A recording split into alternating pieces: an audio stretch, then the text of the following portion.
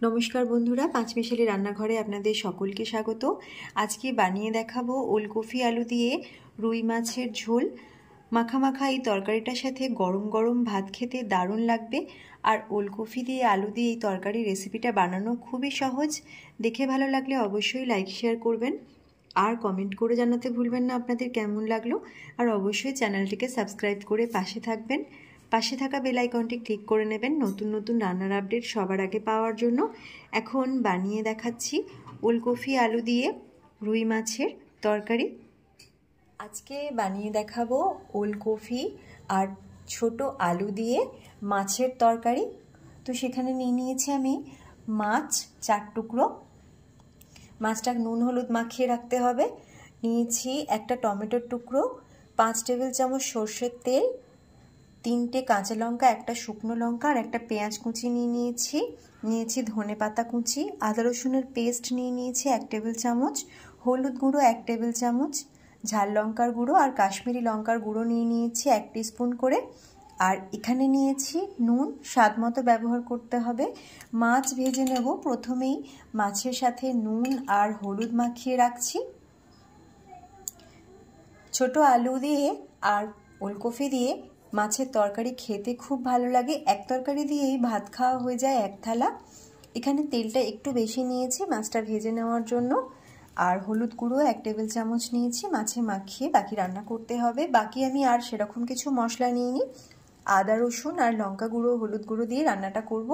এখন এখানে আমার মাছটা মাখানো হয়ে গেছে, এবার ভেজে নিতে হবে। আর এখানে সবজিগুলো আমি ধুয়ে রেখেছি, সবজিগুলো কেটেও নেব। এখন মাছ ভেজে নেওয়ার জন্য আমি দিয়ে দিচ্ছি তেল। পুরো তেলটা দিলাম না, তবে বেশিরভাগটাই দিয়ে দিলাম মাছ ভেজে নেওয়ার জন্য। কড়াইটা ভালো করে ঘুরিয়ে নিচ্ছি চারপাশে তেলটা ছড়িয়ে নেওয়ার জন্য।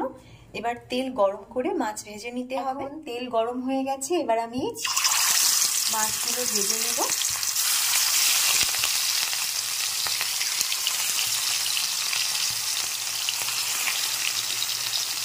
হাই ফ্লেমে রেখে মাছগুলো ভেজে নিচ্ছি এপাশ ওপাশ করে।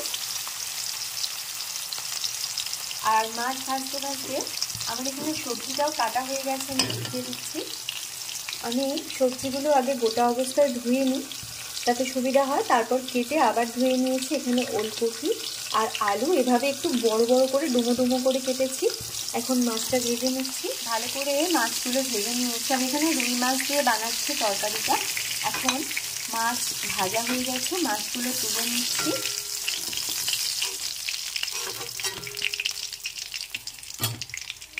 মাছগুলো ভেজে নিয়েছি। এবার কড়াইতে দিয়ে দেবো বাকি তেলটা। প্রথমে একটা শুকনো লঙ্কা নিয়েছি, ওটা দিয়ে দেবো। আর পেঁয়াজ কুচিটা দিয়ে একটু নেড়েচেড়ে হালকা ভেজে নিতে হবে। পেঁয়াজ কুচিটা দিয়ে দিলাম, একটু নেড়েচেড়ে ভেজে নিচ্ছি। এখন গ্যাসের ফ্লেমটা একটু কমিয়ে রান্না করব। পেঁয়াজটাকে একটু হালকা ভেজে নিলাম। এবার আমি এর মধ্যে দিয়ে দিচ্ছি আলু আর ওলকপি। ভালো করে একটু সবজি ভেজে নিতে হবে। যে কোনো তরকারিতেই সবজি একটু ভেজে নিলে ভালো করে খেতে ভালো লাগে।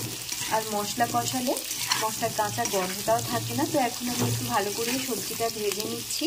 ওলকপি আর আলু ভেজে নিয়েছি। এবার এর সাথে দিয়ে দিচ্ছি আদা রসুনের পেস্ট। একে একে গুঁড়ো মশলাগুলো দিয়ে দিচ্ছি। হলুদ গুঁড়ো, কাশ্মীরি লঙ্কার গুঁড়ো আর ঝাল লঙ্কার গুঁড়ো। ঝালের পরিমাণ নিজেদের মতো মিশিয়ে নেওয়াই ভালো, তবে শীতের সময় ঝাল ঝাল তরকারি খেতে বেশ ভালোই লাগে। আমি পুরো লঙ্কাটাই দিয়ে দিলাম। আর কাশ্মীরি লঙ্কার গুঁড়োটা তো অবশ্যই রং হওয়ার জন্য দিয়েছি, তরকারি দেখতে ভালো লাগলে খেতেও ভালো লাগবে। সাথে দিয়ে দিলাম স্বাদ মতো নুন। সব কিছু একসাথে মিশিয়ে আরও কিছুক্ষণ ভালো করে কষিয়ে নিতে হবে। গ্যাসের ফ্লেমকে মিডিয়াম ফ্লেমে রেখেছি। দিয়ে দিচ্ছি সাথে টমেটো টুকরো। রান্নাটা খুব সিম্পল, কিন্তু খেতে দারুণ লাগবে। এখন বেশ করে একটু কষিয়ে নিচ্ছি। মশলা দিয়ে কষিয়ে নিয়েছি, রংটা দারুণ এসছে। এবার জল দিয়ে দেব সিদ্ধ হওয়ার জন্য।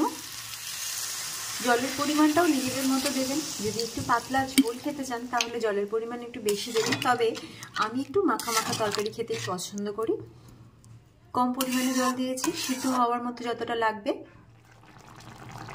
সিদ্ধ মোটামুটি হয়ে গেছে, দেখেই বোঝা যাচ্ছে। আমি মাঝখানে একবার নেড়েচেড়েও নিয়েছিলাম আর দেখেও নিয়েছিলাম। আলু আর কফি দুটোই খুব ভালোভাবে সিদ্ধ হয়ে গেছে। আমি একটা ভেঙে দেখিয়ে দিলাম। এখন এর মধ্যে মাছগুলো দিয়ে দেবো। গরম গরম ভাতের সাথে রেসিপিটা দারুণ লাগবে। একটু হালকা নেড়ে ছেড়ে দিয়ে দেবো এর মধ্যে কাঁচা লঙ্কা। সবশেষে কাঁচা লঙ্কা দিচ্ছি, তাতে একটা ফ্লেভার তৈরি হবে, খেতে ভালো লাগবে। মাছটা দিয়ে 2 মিনিট ফুটিয়ে নিতে হবে, তাই এখনই আমি কাঁচা লঙ্কাগুলো দিয়ে দিচ্ছি।